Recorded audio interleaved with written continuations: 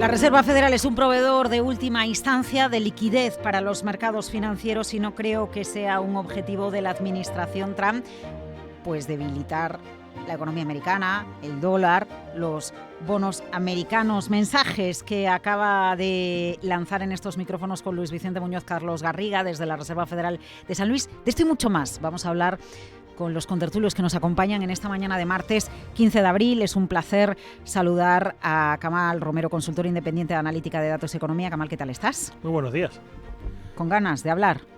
Sí, bueno, ya que estamos, sencillamente apuntar algo a la entrevista que me parece importante señalar que, claro, yo creo que no lo ha dicho de manera explícita, pero lo que yo entiendo que ha querido transmitir el invitado es que esto, a diferencia de lo que podía hacer, por ejemplo, la pandemia, el choque de la pandemia o la crisis de Lehman Brothers 2005-2008, es que lo que no vemos es ninguna interrupción grave en el sistema de pago. Por lo que nada que requiera inyectar cantidad de ingente dinero porque hay un banco que no va a responder a nada y va a haber una empresa gigante que no pague sueldo. Y no, o sea, que no, todo crisis... O la crisis financiera, que no se prestaban, no había interbancario, ¿no? Exacto, eso. Entonces que no... Bueno, claro, aquí en Europa, ¿no?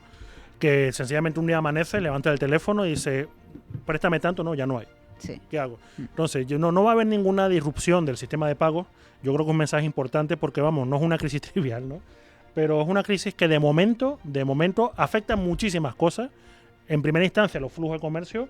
En segunda instancia, que Rafa tiene ganas de hablar de eso, a nivel de Estados Unidos, el tema institucional, que sinceramente a mí yo creo que es lo que más me preocupa. Pero que no va a haber una crisis monetaria en el sentido de que no va a haber nada que afecte el sistema de pago que requiera una intervención dura, fuerte, grande de la Reserva Federal. Qué ganas de hablar, cómo me gusta, Kamal. A ver, es un placer saludar a Rafael Ramiro, profesor de Gestión Empresarial de Economía y CADE. ¿Qué tal, Rafael? Pues nada, tomándome medidas para hacerme el traje de astronauta, ¿no? Porque hay que irse al espacio, ¿no? Lo que ocurrió ayer, ¿no? Traje y billetes, prepare billetes. ¿De qué tipo de billetes? Bueno, pueden, a lo mejor, ¿billetes aéreos o billetes con la cara de Trump delante? No, es importante porque yo estoy metido en el mundo también de la inversión y sí se está moviendo muchísimo dinero en todo lo que es relacionado con el espacio y lo que va a ocurrir allí si no está ocurriendo ya, ¿no? Y entonces van a subir, incluso se van a instalar, parece ser, data centers, porque tiene todo el sentido instalarlos allí, mucha mercancía, ya se están dando plazos para subir mercancías, ¿no? Hay empresas que están pagando para ya subir cosas al espacio, ¿no? Entonces, bueno, me interesó mucho porque ya digo, hace un par de semanas estuvimos viendo una empresa que para invertir y nos lo contó. ¿Española? Es española, sí. Y además con una persona típica, persona líder. No, es otra. Que esa es la más conocida, ¿no? No, efectivamente. La de Miura. Sí, no. Está, por eso hay bastantes alrededor y esta persona, además el equipo es muy sólido, español, con ese puntito vamos a decirlo, soberbia de los ingenieros que están por encima de todos los demás, ¿no? Pero que lo explican muy bien, ¿no? Entonces, bueno, la verdad que, decidimos invertir, por cierto, y sí que creo que va a haber mucho negocio, pero ya lo está viendo en lo que es el espacio, ¿no? Entonces, bueno, me estoy tomando medidas porque creo que hay que estar donde hay negocio. Es un placer saludar a Francisco Navarro, profesor del Instituto de Empresa. Francisco, ¿qué tal está? Hola, muy buenos días. Pues nada, encantado de estar aquí. Además, soy un seguidor tuyo en Onda Cero. Ah, bueno. Y te escucho allí.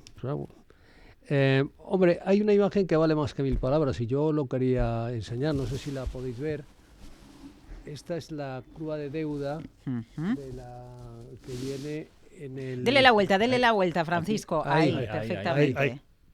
Perfecto. La deuda que tiene Estados Unidos, 35,46 trillones de dólares, nuestros billones. Pero lo más importante de esto es que esto es una curva exponencial. Ahora se le ha ido el documento. A ver. Si lo quieren seguir por el canal de YouTube de Capital Radio. A ver. Ahí, ¿la veis? Venga, sí, la vemos. ¿La veis? Esto es una curva exponencial. Sí.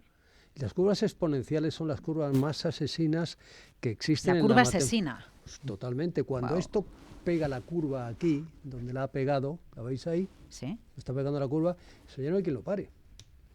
Esto ya no hay quien lo pare.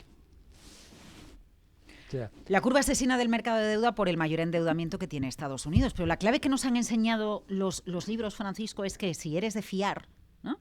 Si eres de fiar, pues se puede relativizar la deuda que tienes. O si tu economía crece, eso también nos lo enseña la teoría, ¿no? Si tu economía crece, pues la relación de todos esos trillones de deuda en relación al PIB incluso podría caer, que es lo que está pasando en España. No es que tengamos menos deuda, ¿no? Al final lo que pasa es que la deuda, como nuestra economía crece... Hombre, pero díganos, a ver, usted que es profesor, díganos. Los Estados Unidos tienen que pagar 9 billones de dólares este año, en este ejercicio, y 6 billones de dólares de aquí al verano. Sí. Entonces, eso, dada la situación actual de la economía americana y dado lo que está haciendo la administración Trump, que yo ya he dejado de entender, pues no sé hasta qué punto esto va a ser fácil, a menos que intervenga la Reserva Federal metiendo un quantitative easing, que para hacer eso pues también lo hago yo. Pero bueno, además es lo que le criticaban a las reservas federales anteriores. Claro, ¿no? pero es que esto no ha ido más que aumentar.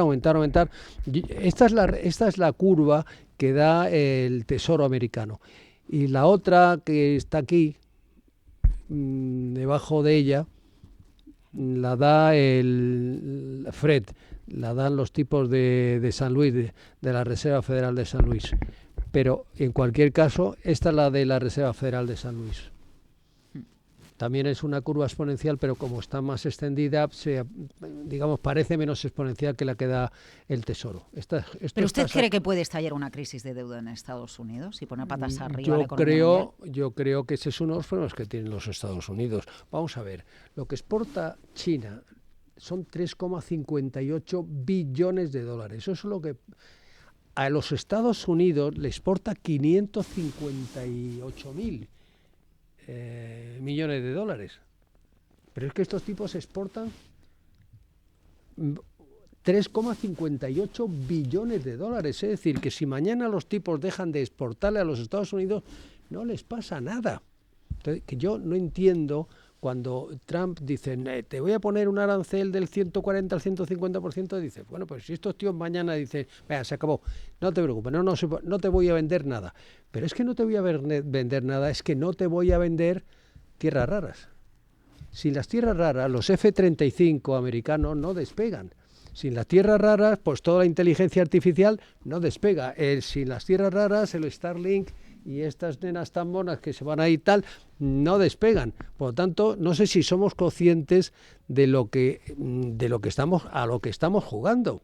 No lo entiendo. Si me lo permiten, yo les remito, a raíz de lo que usted nos acaba de decir, a una entrevista que nos concedía la semana pasada y está en nuestro canal de YouTube, un experto precisamente en energía, ahora mismo les doy el nombre, que apuntaba a cómo China ha sabido ir dominando mercados en tierras raras como Latinoamérica, como África, incluso como Australia, porque una cosa es que Australia tenga la materia prima, pero otra cosa es procesarla para poder utilizar esas materias raras que se necesitan en el campo tecnológico o en el campo de la defensa, y que en el fondo estas idas y venidas con Ucrania para tener sus tierras raras, o incluso el capítulo Groenlandia, es solo porque Donald Trump se ha dado cuenta de que Estados Unidos está perdiendo la carrera de tener materiales que son básicos para ser una potencia en materia tecnológica y en materia de defensa. Naturalmente. Y además es una pérdida de carrera porque China no lleva haciendo esto. China lleva haciendo esto desde los 90. Es decir, los Estados Unidos, por mucho que se pongan ahora a querer coger esa carrera, va muy tarde, absolutamente tarde. Entonces, yo ahí veo un problema realmente grave, pero lo que no entiendo es la posición de la administración Trump poniéndose en la actitud que tienen hacia China. Y ojo, yo no voy a defender China, no quiero decir esto, pero oiga, ¿usted se ha dado cuenta de lo que usted significa para la economía china? Y usted significa lo que es, usted se da cuenta de lo que es cara a la exportación de 3,58 billones, cuando usted está hablando de 558.000 millones de dólares. Oiga, pero ¿de qué estamos hablando? Y luego ya, insisto, aparte de que nos dejen sin los smartphones y tal, esto en el fondo sería lo mismo, porque si nos quitan las tierras raras, se acabó Apple, y se acabó los F-35 y se acabaron un montón de cosas. Lo cual yo realmente ya he dejado de entender ese tema.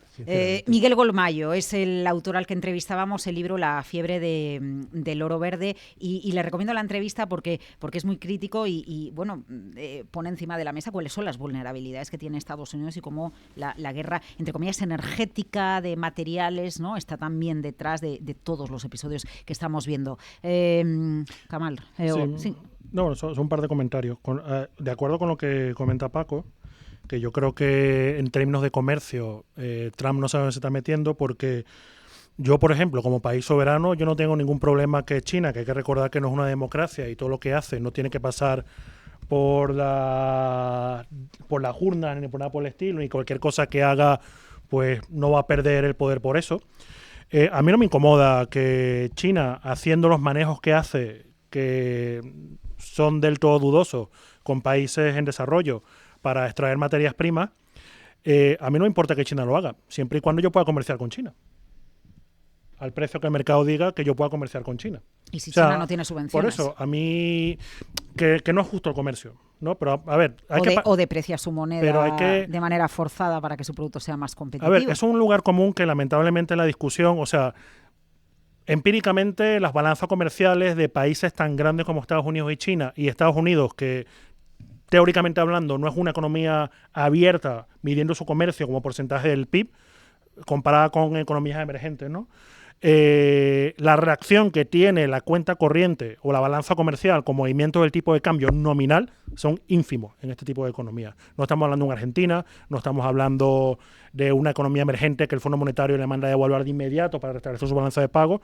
Entonces, ojito con esto, porque una cosa es el tipo de cambio real, que lo que está haciendo Trump es que está depreciando el tipo de cambio real colocando aranceles, pero el tipo de cambio real chino siempre será más favorable porque tiene una estructura de costes que Estados Unidos no puede tener.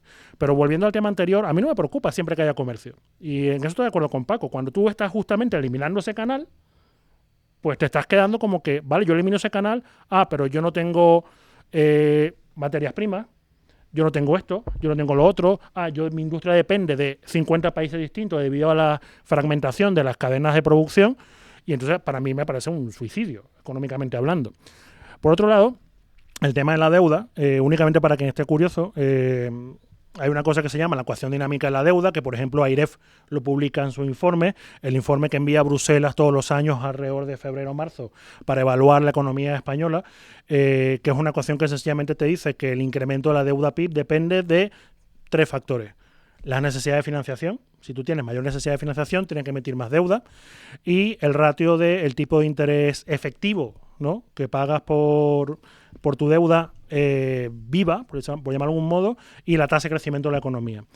Esto, para quien sea un poco más técnico, esto es una ecuación en diferencia de primer orden, y el factor que hace que esto crezca de manera exponencial o no, como decía Paco, es el diferenciar entre el tipo efectivo de interés de la deuda y la tasa de crecimiento de la economía. Si el tipo de interés efectivo de la deuda es mayor que la tasa de crecimiento de la economía, pues esto crece de manera exponencial, como decía Paco, y manteniendo constante la necesidad de financiación, y si la tasa de crecimiento de la economía es superior a el tipo efectivo que pagas por tu deuda, pues la deuda va decreciendo, que es lo que ha ocurrido en España en los últimos años, que lo que ha ocurrido es que el PIB ha crecido a pesar de que aún han aumentado los tipos, la necesidad de financiación ha disminuido y el PIB ha estado creciendo.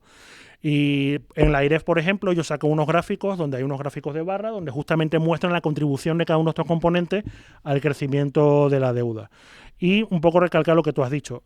Aquí, volviendo al tema de comercio con China, aquí hay algo. Estados Unidos tiene un déficit comercial desde el principio de los años 80. Desde principios de los años 80, y es algo que se ha incrementado con el tema de la globalización. ¿Por qué? Porque la globalización financiera, ¿qué ocurría? Decía, pues mira, pues como la teoría económica básica, si no tenemos globalización, asignamos mejor los recursos entre países. ¿Qué ocurre?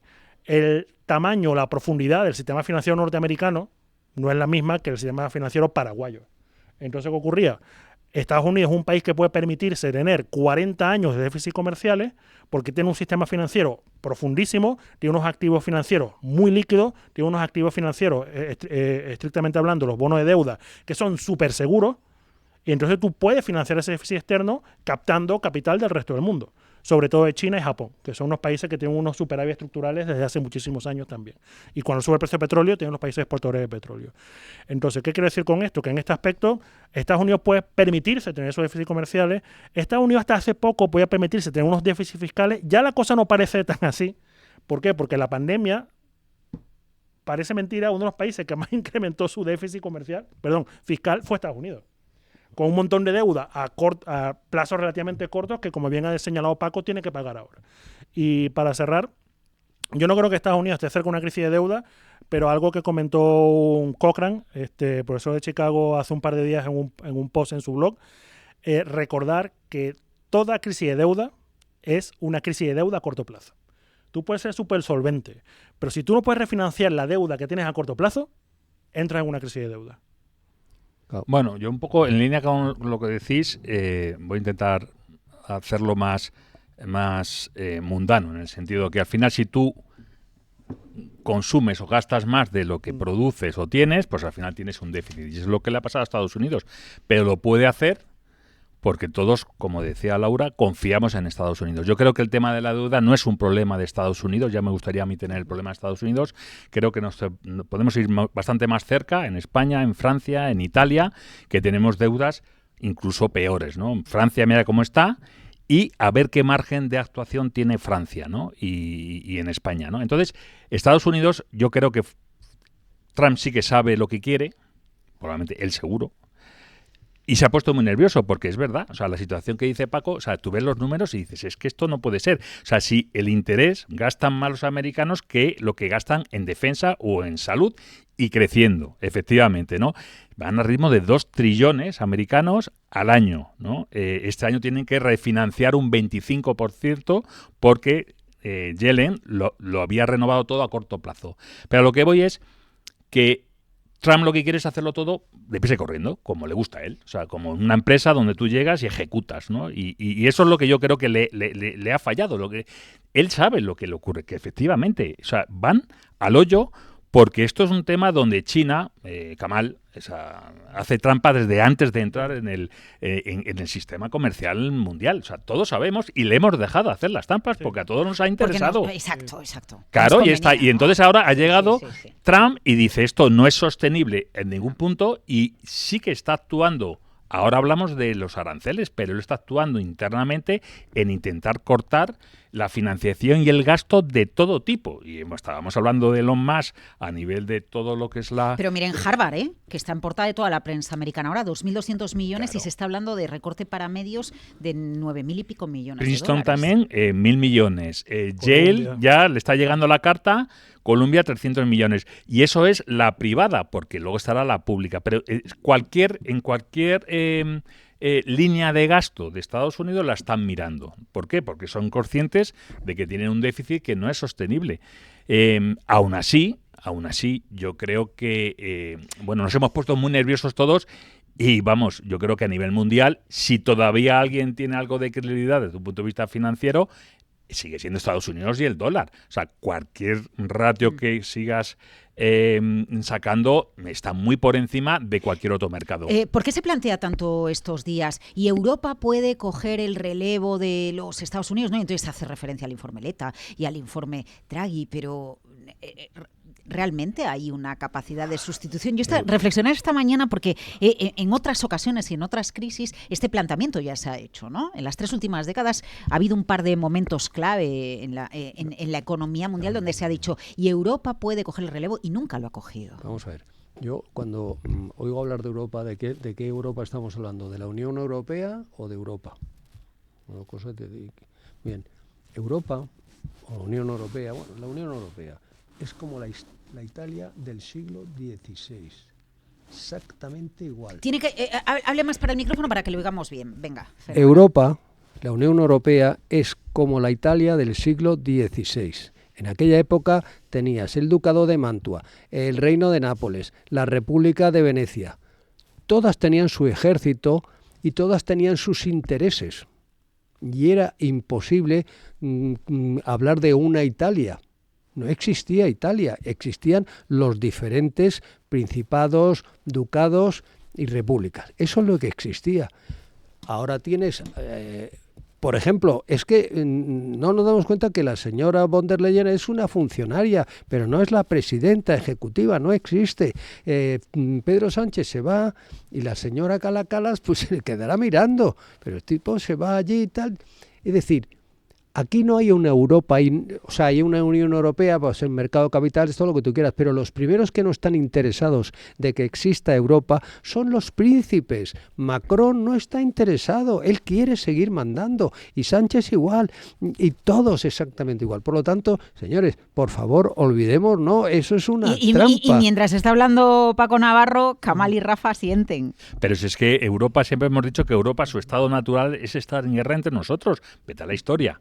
De repente ahora todos somos uno. Yo estoy de acuerdo totalmente y siempre ha sido mi postura.